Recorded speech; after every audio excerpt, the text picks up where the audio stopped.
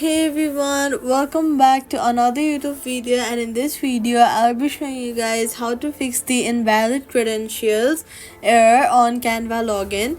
This happens if the password or email is wrong, so you guys will have to be careful while putting the password in or typing your email.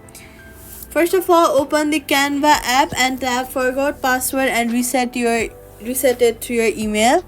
Go to your email app, scroll down, and then we are going to click on the three lines option on the top right, top left, and go to spam and check there if your code has not arrived there.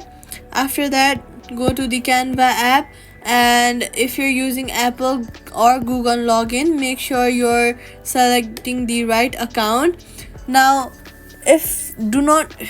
safety tip: do not share your personal info or password with anyone. Quick fix if the app cache, or quick fix clear the app cache or reinstall Canva, and that's it. Subscribe for more fixes and tutorials.